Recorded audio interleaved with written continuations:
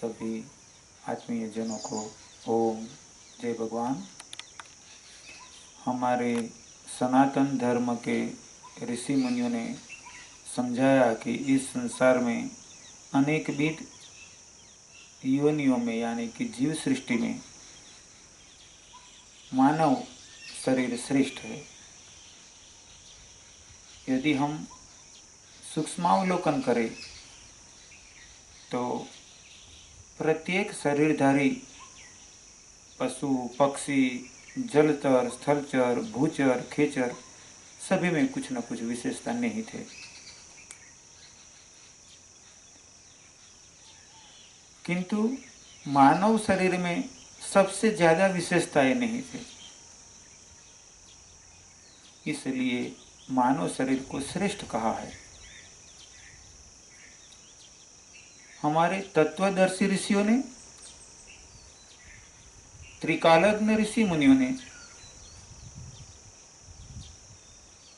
एवं हमारे शास्त्रों ने समझाया कि जीवन की श्रेष्ठता सिर्फ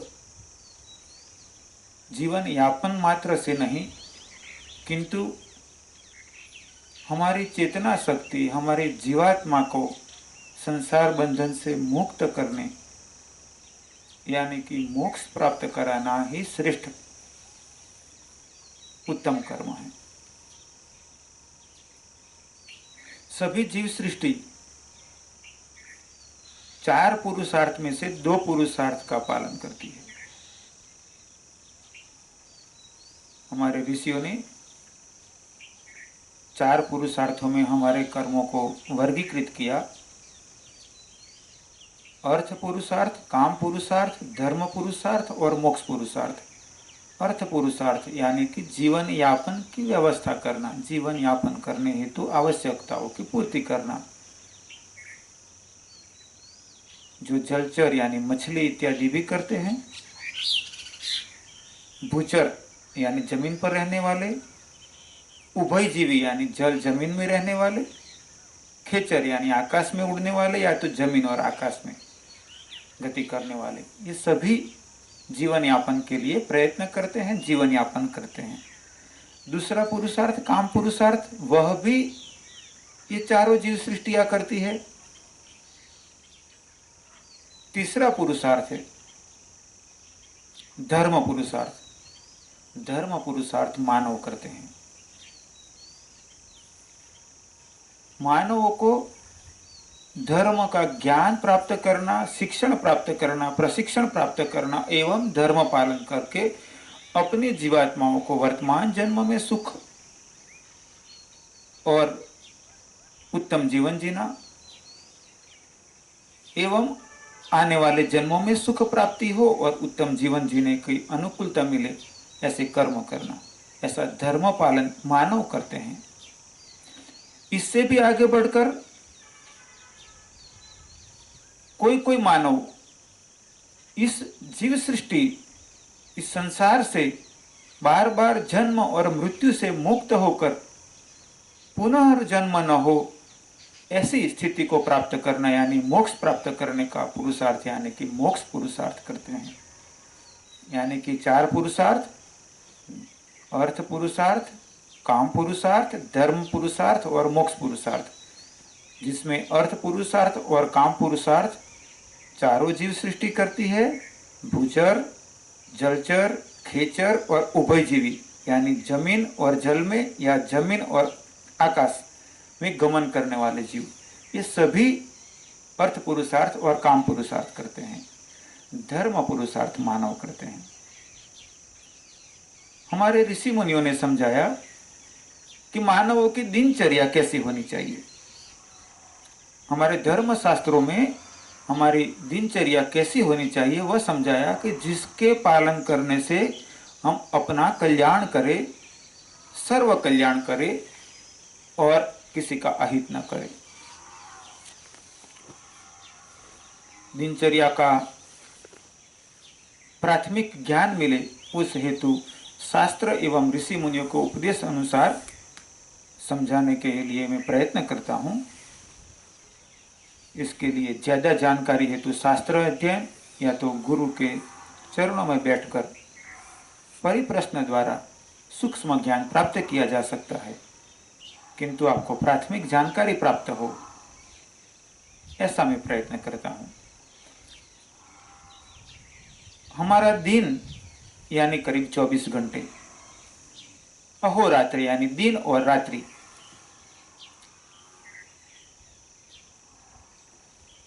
हमारी दिनचर्या को समझने से पहले आपको 3 काल प्रमाण याद रखने हैं।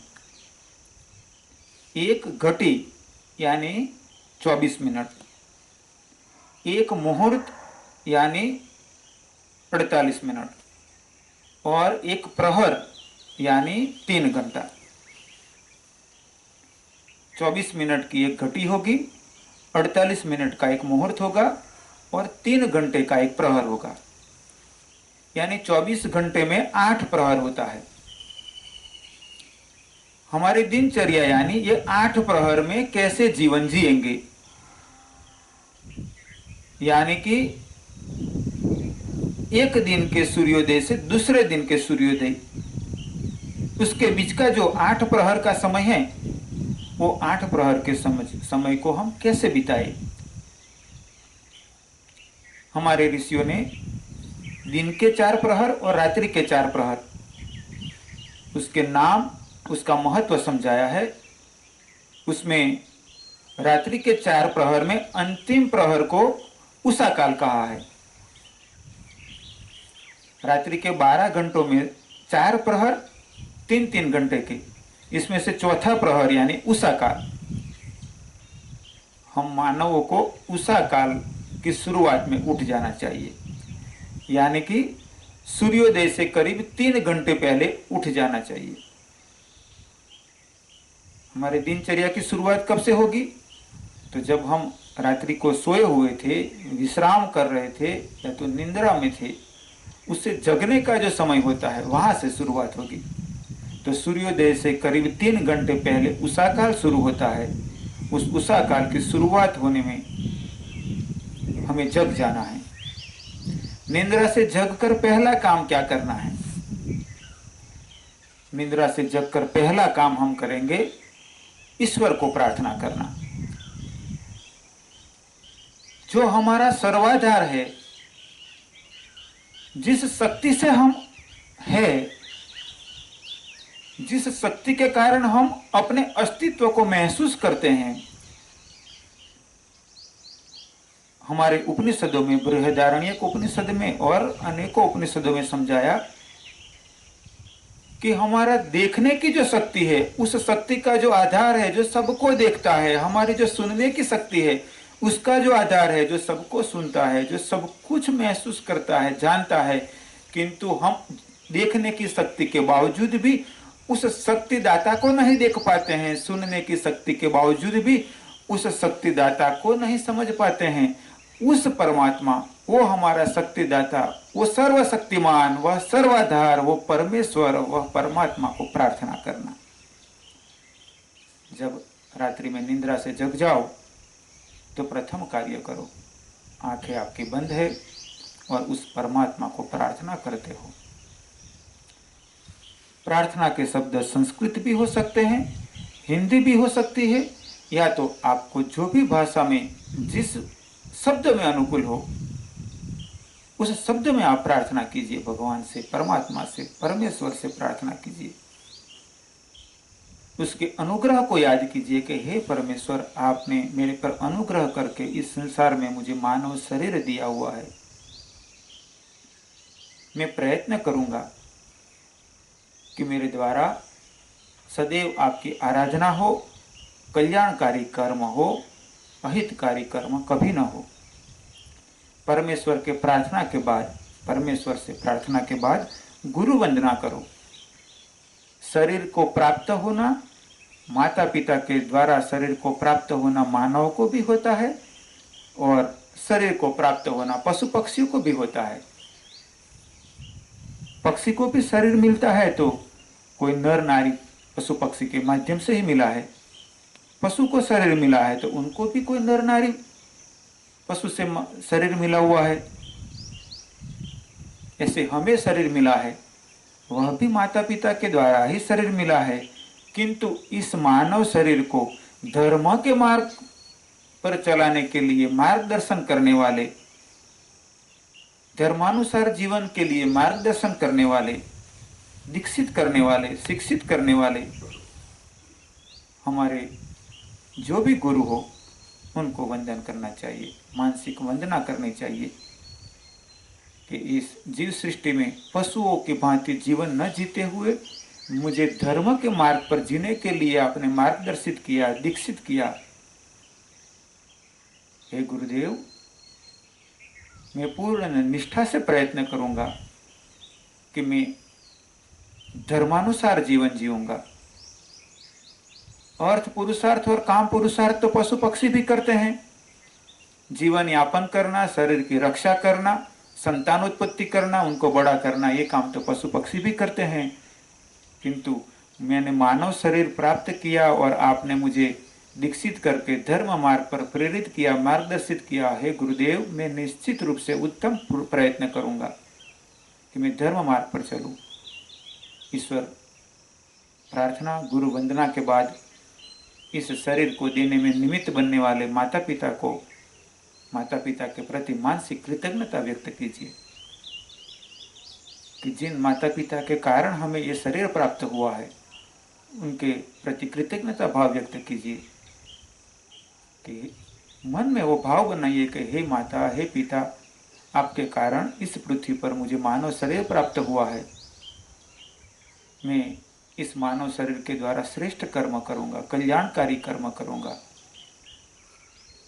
सबका हित हो, किसी का हित न हो, ऐसा जीवन जीऊंगा। ऐसा जीवन जीऊंगा कि वर्तमान जीवन में भी कल्याण हो और मेरे पितरों का भी कल्याण हो, आने वाली पीढ़ियों का भी कल्याण हो।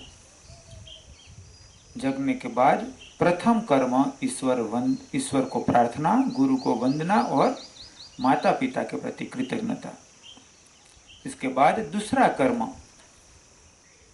आंखें खोलना। हमारे ऋषि मुनियों ने कहा कि संसार का संचालन 3 शक्तियों से होता है। ब्रह्म यानी ब्रह्मा जी यानी ब्राह्मी शक्ति, विष्णु जी वैष्णवी यानी संचालक शक्ति, महेश शिव यानी कि उनकी शिवा लय करता शक्ति। तो जगने के बाद जब हम आंखें खोलते हैं तो अपने दोनों हाथों को इकट्ठा करके हस्त दर्शन कीजिए और वह तीनों शक्तियों को प्रार्थना कीजिए। तीनों शक्तियों को उत्तम रूप से धारण करना, उसका उत्तम उपयोग करना और उसका दुरुपयोग न करना, वह संकल्प के साथ हस्त दर्शन कीजिए। हस्त दर्शन के बाद तीसरा कर्म आएगा कि हम जमीन पर पैर रखेंगे। जमीन पर पैर रखने से पहले धरती माता को वंदना कीजिए। हमारे शास्त्रों ने कहा कि सूर्य, चंद्र, ये आकाश में दिखाई पड़ते अनेकों तारा, जैसे हम कहते हैं ना ध्रुव का तारा, मंगल, बृहस्पति इत्यादि जो दिखाई पड़ते हैं आकाश में, ऐसे ही पृथ्वी यानी धरती, वह सभी चेतन ऊर्जाएं हैं। और जैसे हमारा शरीर, उसको किसी के द्वारा सुख या दुख प्राप्त होता है, ऐसे ही इस धरती हमें पोषण देती है, हमें धारण करती है। हमारे द्वारा धरती को हानि न हो, इसीलिए हम धरती माता की वंदना करेंगे। जैसे माँ हमारे शरीर का पोषण करती है, ऐसे धरती भी हमारे शरीर के पोषण में अनेकों रीति से फल प्रदान करती है, अनुकूलता प्रदान करती है। इसीलिए धरती को भी माता समान माना गया है। तो जब धरती पर पैर रखो, उससे पहले धरती की वंदना करो, प्रार्थना करो। ये सभी के लिए हमारे शास्त्रों में, संस्कृत में श्लोकों का वर्णन है। आप संस्कृत श्लोकों को बोलकर भी प्रार्थना कर सकते हैं।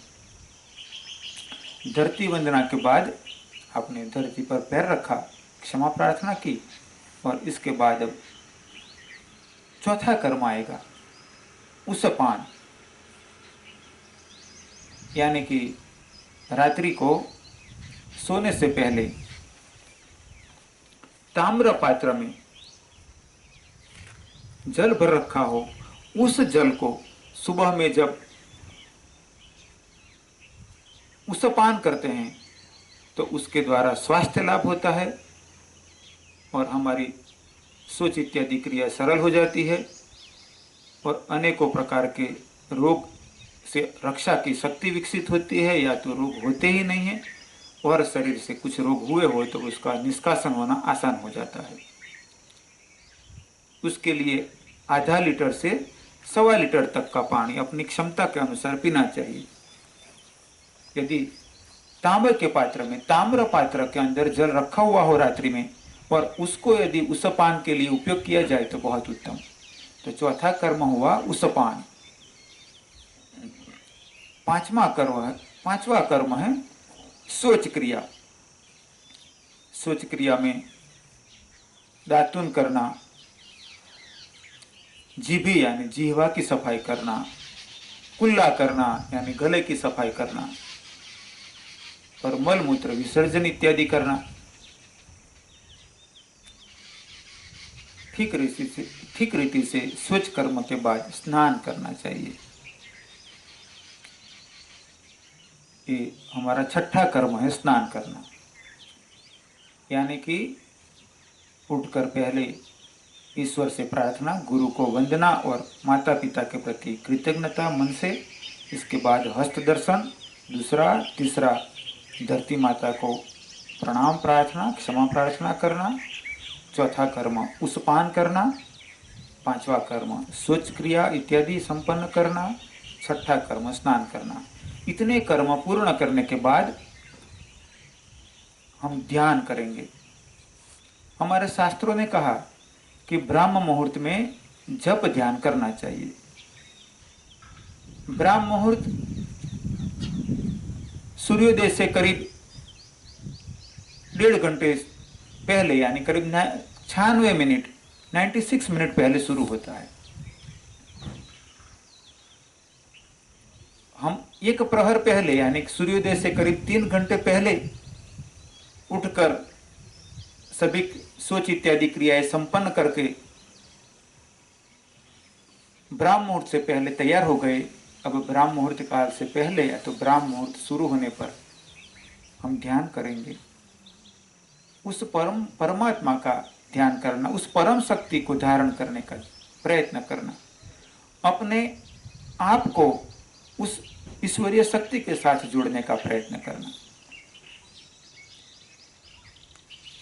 उसके लिए आप धारणा ध्यान का प्रयोग कर सकते हो, जप इत्यादि क्रियाएं कर सकते हो कि जिस माध्यम के द्वारा आप उस परम शक्ति के साथ अपने आप को जोड़ सको, वह क्रिया करना। धारणा ध्यान या जप इत्यादि करते हुए कुछ काल बीतता चलेगा। जब सूर्योदय से कुछ वक्त बाकी रहेगा तब आकाश में तारा इत्यादि दिखना बंद होगा। तारा नक्षत्र इत्यादि दिखाई देना बंद होता है। तब संध्या काल शुरू हुआ। हमारे ऋषि मुनियों ने कहा, जब आकाश में सूर्य और तारा नक्षत्र इत्यादि न दिखाई पड़े वह संध्या काल है।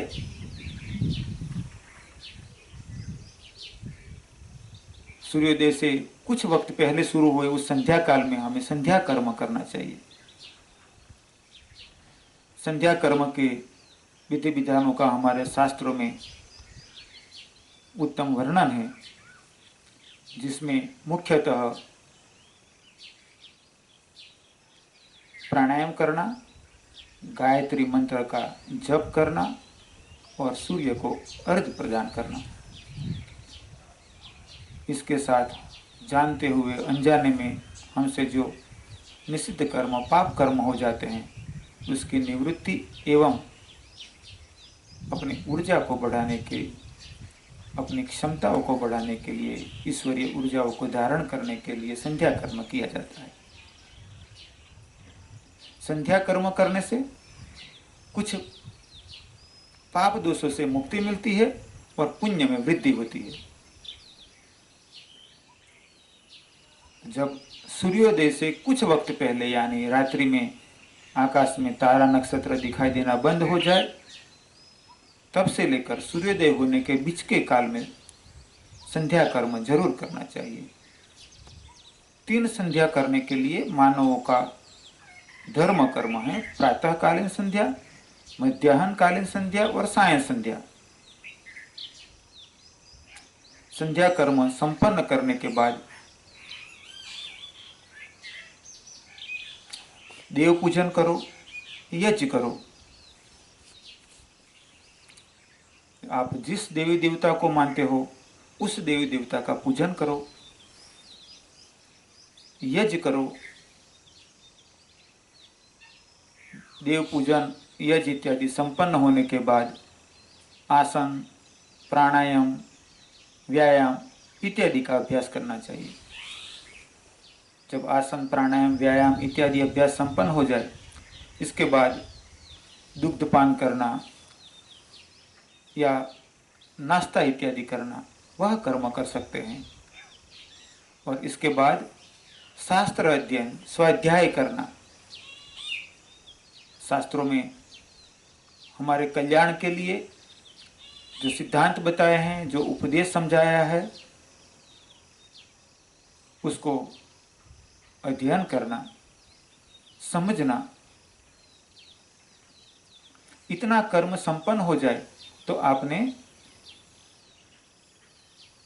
उषा काल यानी कि सूर्योदय से करीब 3 घंटे पहले प्रथम प्रहर से लेकर तो प्रातः काल तक की क्रियाएं संपन्न कर दी।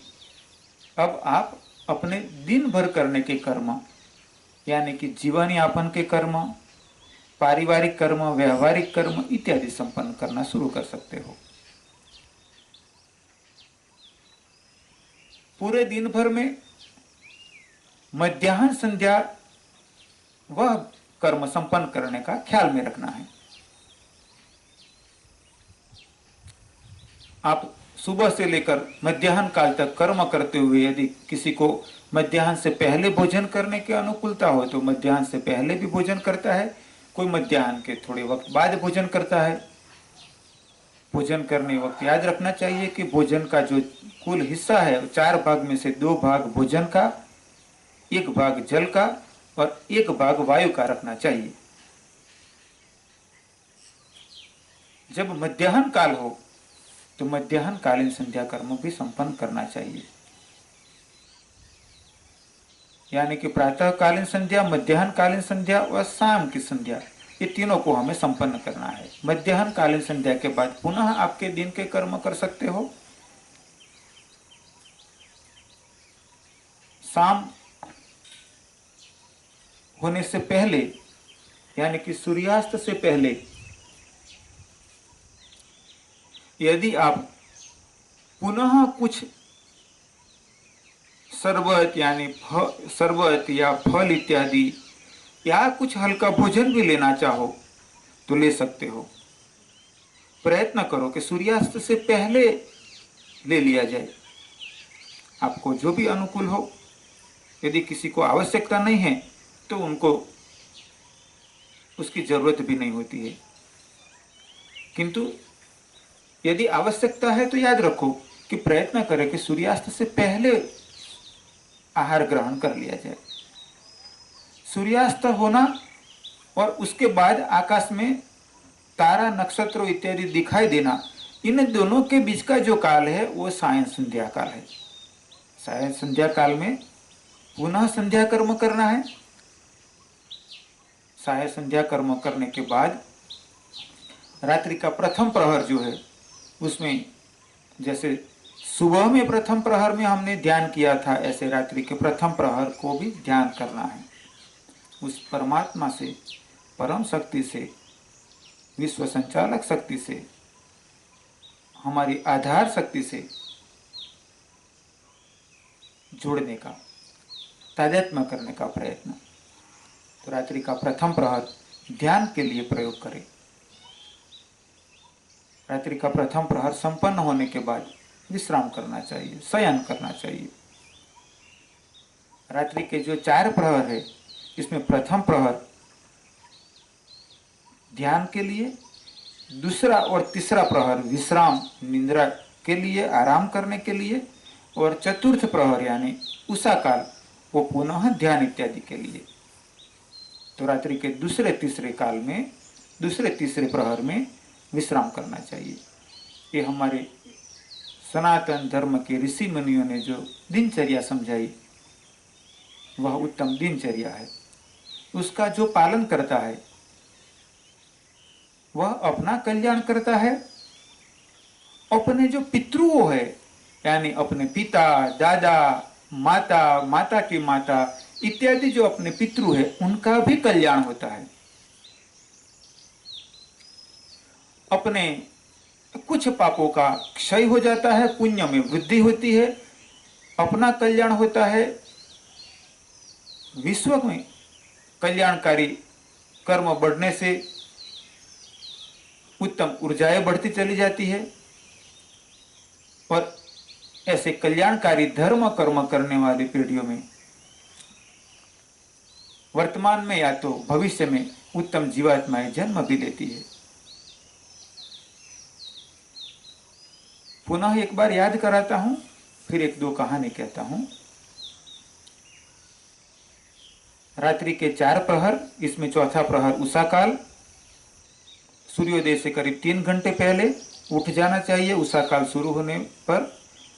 और प्रथम कर्म ईश्वर प्रार्थना, गुरु वंदना और माता पिता के प्रति कृतज्ञता। आप पथारी में ही सोए हुए बंद आंखों से इन तीनों को संपन्न करें।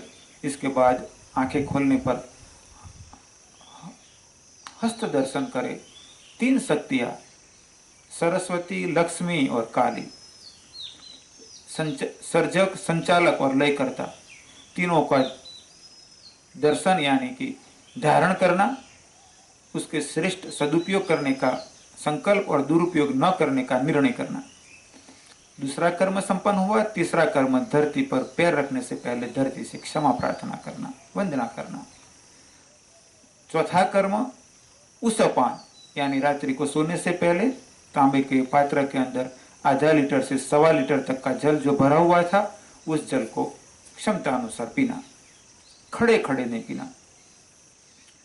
चौथा कर्म शौच कर्म, 5वां कर्म स्नान, 5वां कर्म शौच कर्म और 6ठा कर्म स्नान। ये 6 कर्म संपन्न होने के बाद ध्यान, जप इत्यादि करना। सूर्योदय से पहले यानी आकाश में तारा नक्षत्र इत्यादि दिखना बंद हो जाए तब से सूर्योदय के बीच का जो संध्या काल में इसमें संध्या कर्म करना। संध्या कर्म संपन्न होने के बाद देव पूजन, यज्ञ इत्यादि संपन्न करना। इसके बाद आसन, प्राणायाम, व्यायाम इत्यादि करना। वह संपन्न होने के बाद दुग्धपान, नाश्ता इत्यादि करो। शास्त्र अध्ययन करो, उपनिषदों का अध्ययन करो, वेदों का अध्ययन करो, भगवद गीता का अध्ययन करो, ब्राह्मण ग्रंथ, आरण्य ग्रंथ, संहिता इत्यादि बहुत से हमारे धर्म शास्त्र है, उसका अध्ययन करो और जीवन में अपनाने के लिए दृढ़ संकल्पान बनो। शास्त्र अध्ययन, स्वाध्याय के बाद मध्याह्न कालीन संध्या से पहले या बाद में भोजन। शाम की संध्या से पहले यदि कुछ भोजन इत्यादि लेना चाहो तो ले सकते हो। फिर शाम की संध्या, सायंकाल सूर्यास्त के बाद और आकाश में नक्षत्र तारा दिखने से पहले संध्या कर्म के बाद पुनः ध्यान करना रात्रि के प्रथम प्रहर में। और रात्रि का प्रथम प्रहर पूर्ण होने के बाद विश्राम करना, शयन करना दूसरे और तीसरे प्रहर में, यानी करीब 6 घंटे। ये हमारे सनातन धर्म के ऋषि मुनियों के द्वारा प्रतिपादित शास्त्र सम्मत दिनचर्या का पालन करने पर हम धर्म कर्म करते हैं, अपना कल्याण करते हैं, हमारे पितरों के लिए भी कल्याणकारी बनते हैं, अपनी आने वाली पीढ़ियों के लिए कल्याणकारी बनते हैं, सबका कल्याण होता है। अंत में श्रेष्ठ कर्म का फल क्या होता है, जहां श्रेष्ठ कर्म होता है उसका परिणाम क्या होता है, वो एक उदाहरण से समझाता हूं। कोई व्यक्ति अपने मित्र से फोन करता है, आज शाम को करीब 6-6:30 बजे मैं तेरे घर आऊंगा, फिर मुझे 2 घंटे रुकने के बाद आगे जाना है। उसके मित्र ने खुशी बताई, बहुत प्रसन्नता हुई, 1.5-2 महीने के बाद तू आ रहा है, जरूर मेरे घर आना है, मैं इंतजार करता हूं। उस मित्र ने कुछ तैयारियां कर दी। शाम के करीब 6-7 बजे के आसपास वह मित्र उसके घर पे आ गया। जो यजमान था, जिसके घर वो आने वाला था मित्र, उस यजमान के बेटे करीब 8-10 साल के थे। वह ये सभी देख रहे थे कि फोन आया और फोन पे बात हुई, मैं आ रहा हूं। पिताजी ने कहा कि मेरा मित्र आने वाला है शाम को। इसके बाद पिताजी बाजार में गए, शराब इत्यादि लाए। वह सब उसने देखा।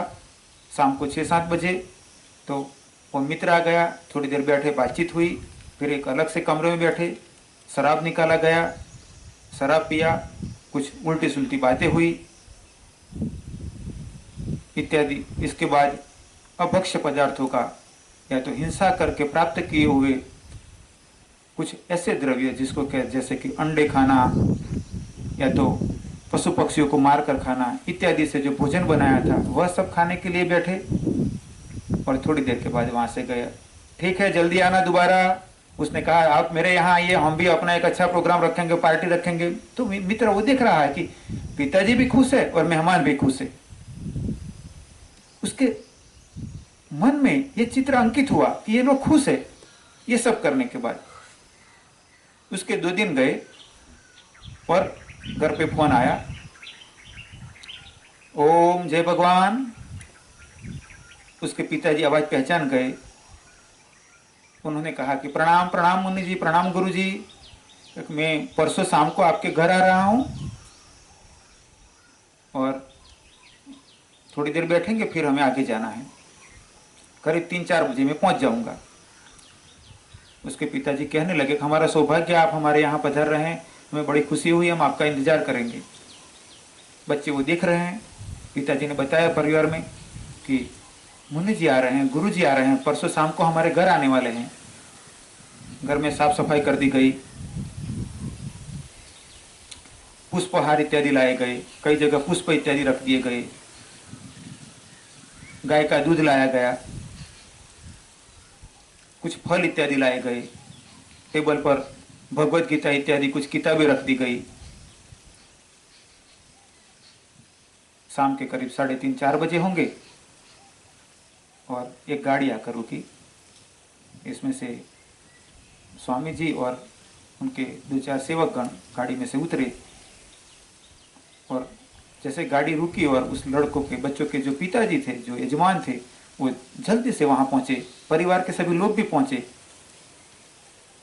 और प्रणाम करने लगे। सभी अनुशासन के साथ सब कतारबद्ध खड़े हैं, प्रणाम कर रहे हैं, सब बड़े प्रसन्न हैं।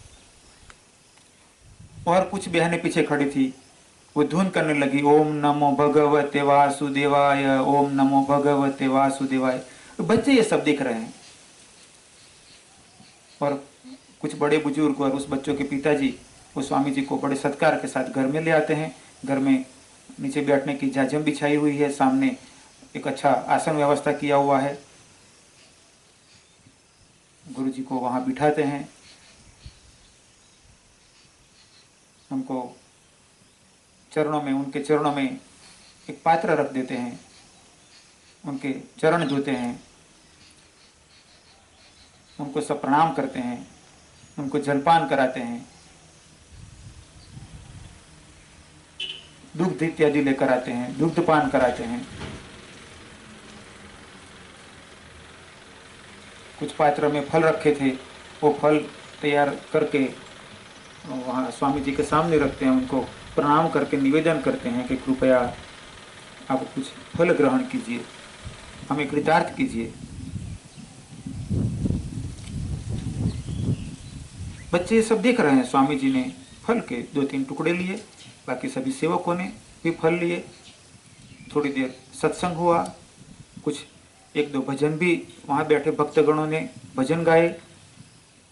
स्वामी जी ने सबको उपदेश दिया, अच्छा जीवन जीना, भलाई का जीवन जीना, पशु पक्षी वनस्पति मानव किसी का भी अहित न करना, हिंसा मत करना, बुरा मत बोलना, बुराई मत करना, बुरा मत खाना, बुराई में मत जुड़ना, माँ विद विसावह, किसी का द्वेष मत करना, किसी की बुराई प्रपंच में मत जुड़ना इत्यादि सब उन्होंने समझाया। भगवान का भजन करना, ध्यान करना, जप करना, कीर्तन करना, शास्त्रों का अध्ययन करना। बच्चों को भी बुलाया, बेटा यहाँ आओ, उनके सर पे हाथ रखा, तेरा क्या नाम है? उस बच्चे ने अपना नाम बताया। बेटा सुबह में जल्दी उठ जाना, भगवान का ध्यान करना, शास्त्रों का अध्ययन करना, माता पिता बड़े बुजुर्ग की सेवा करना और बहुत मेहनत करना, अच्छा बनना। थोड़ी देर के बाद स्वामी जी जाने के लिए निकले, सभी ने प्रणाम किया, कुछ लोगों की आंख में आंसू भी आ गए, गुरुदेव पुनः जल्दी आना, गुरुदेव पुनः जल्दी आना। और वो गाड़ी वहां से विदाई हुई। रात्रि को बच्चे ने उसकी दादी से पूछा, दादी मैंने 2 घटनाएं देखी, दोनों में बहुत सा अंतर था। एक दिन फोन आया किसी का, पिताजी ने बात की, फिर पिताजी ने बताया कि मेरे मित्र है और शाम को आने वाले हैं। इसके बाद वो शराब लाए, कुछ अंडे पर मरे हुए पशुओं इत्यादि लाए, या तो मारे हुए पशु इत्यादि लाए, और सभी ने शराब पिया और पशुओं को मारकर जो भोजन पकाया था वह खाया और सभी खुश खुश थे। तो एक तो घटना ये थी, और दूसरी घटना ये थी कि जो स्वामी जी आने वाले थे उनका भी फोन आया और पूरा घर को साफ कर दिया गया, गौ दूध लाया गया, फल फूल लाए गए। और जब स्वामी जी आए तो सभी भजन कीर्तन करने लगे, अच्छी बातें होने लगी, जीवन के कल्याण की बातें होने लगी। तो 2 ऐसी अलग अलग स्थितियां क्यों? 2 मेहमान हमारे यहाँ आए, दोनों में बिल्कुल विपरीतता क्यों? दादी ने बताया, बेटा जो तेरे पिता के मित्र आए थे ना, उनको वह अच्छा लगता था, उनका जीवन वैसा था कि उनको शराब अच्छा लगता था, उनका जीवन ऐसा था कि उनको अंडे, मछली, मुर्गे, बकरे इत्यादि मारे हुए पशु को खाना अच्छा लगता था। और तेरे पिताजी का भी स्वभाव ऐसा रहा है कि वो खाने पीने में अपना जीवन का पतन करते रहते हैं, इसीलिए उनको वो मित्र के लिए वह व्यवस्था की और उनका भी मित्र का भी पतन किया और अपना भी पतन किया। और जो गुरुजी आए थे वो बड़े पवित्र थे। हम लोगों का सौभाग्य कि ऐसे पवित्र जीवात्मा हमारे यहाँ आई, ऐसे पवित्र व्यक्ति हमारे यहाँ आए, और उनके शरीर की ऊर्जाएं पवित्र होती है, उनके यहाँ आने से हमारा घर पवित्र हुआ, ऐसा सभी लोग कह रहे थे, तूने सुना होगा। तो उनके आने से हमारा घर पवित्र हुआ, हमारा जीवन का कल्याण हुआ, इसलिए बेटा वो पवित्र थे, इसीलिए हमने यहाँ पर दुग्ध फल इत्यादि सब लाए थे। सबने भजन कीर्तन किया। तो बच्चे ने कहा कि तो दादी फिर सभी लोग पवित्रता का पालन क्यों नहीं करते हैं? पवित्रता से कल्याण होता है, सभी लोग खुश थे, हम पवित्र हुए, सब पवित्र हुआ, घर पवित्र हुआ, तो सब फिर मित्र आए तभी पवित्रता का पालन क्यों नहीं किया? पतन वाला काम क्यों किया? ऐसा कार्य क्यों किया? बेटा वही तो गलती है। हमारे शास्त्रों ने कहा 2 गुण हैं, देवी गुण और दानवी गुण। देवी गुणों से हम कल्याण की ओर आगे बढ़ते हैं और हमारा धर्मानुसार जीवन, हमारी धर्मानुसार दिनचर्या, हमारी सनातन संस्कृति हमें सिखाती है कि धर्म का पालन कैसे किया जाए, देवी गुणों को कैसे पालन किया जाए, धारण किया जाए। और वह गुरुजी आए थे, वह गुरुजी हमें धर्म सिखाते हैं, संस्कृति सिखाते हैं। इसीलिए बेटा शिष्य बनना चाहिए, संतों के शिष्य बनना चाहिए, धर्म सीखना चाहिए और पालन करना चाहिए। दानवी जीवन, राक्षसी जीवन वह दानवी गुणों को सिखाता है और दानवी गुणों पतन की ओर ले चलते हैं, हिंसा की ओर ले चलते हैं। और जो दानवी जीवन जीता है उसका अपना पतन होता है, उनका परिवार का पतन होता है, उनकी पीढ़ियों का पतन होता है। इसलिए बेटा तू, वो पहले तेरे पिता के मित्र आए थे जिन्होंने शराब पिया, तेरे पिता ने भी उनके साथ बैठकर शराब पिया और अंडे मछली इत्यादि खाया, ऐसा कभी मत बनना, ऐसा कभी मत करना। वो तेरा और तेरी जीवात्मा का पतन करेगा, तेरी पीढ़ियों का पतन करेगा और सबके पतन के लिए कारण बनेगा। जो स्वामी जी ने कहा था ऐसा बनना, पवित्र जीवन जीना, पवित्र रहना, पवित्र कर्म करना। तो जैसे दो अलग अलग स्थितियों है, ऐसे ही जो व्यक्ति सनातन संस्कृति को जीवन में धारण करता है उसके परिवार में उत्तम जीवात्माएं आती है, उसकी पीढ़ियों में उत्तम जीवात्माएं जन्म लेती है, उसके घर परिवार में देवी देवताओं की कृपा उतरती है, ऋषि मुनियों की कृपा उतरती है, उसका अपना कल्याण होता है, उसके पितरों का कल्याण होता है, उसके बच्चों का कल्याण होता है, उसकी पीढ़ियों का कल्याण होता है। ऐसा जीवन जीने वाला व्यक्ति धन्य है। वह घर परिवार जहाँ पर ऐसे व्यक्ति जीते हैं वह धन्य है और उनके संपर्क में आने वाले सभी धन्य है, सबका कल्याण होता है। इसीलिए आप सब प्रयत्न करें कि सनातन संस्कृति अनुसार दिनचर्या का पालन करें और ये दिनचर्या में हमारे संस्कृत के जो मंत्र है उसका उच्चारण कैसे करना, किस जगह करना, संध्या कर्म कैसे करना, यज्ञ कर्म कैसे करना, वह मेरे शिष्य आपको मार्गदर्शित करेंगे। अंत में ईश्वर से प्रार्थना करता हूँ कि हम सब सनातन धर्म अनुसार जीवन जिए, धर्मानुसार कर्म करें और धर्मानुसार कर्म करते हुए अपना और अपने पीढ़ियों का, अपने बच्चों का, अपने पितरों का कल्याण करें, हो सके तो और आगे बढ़कर मोक्ष पुरुषार्थ करें। अंत में सबका कल्याण हो, ऐसा जीवन जीने की ईश्वर हमें क्षमता दे।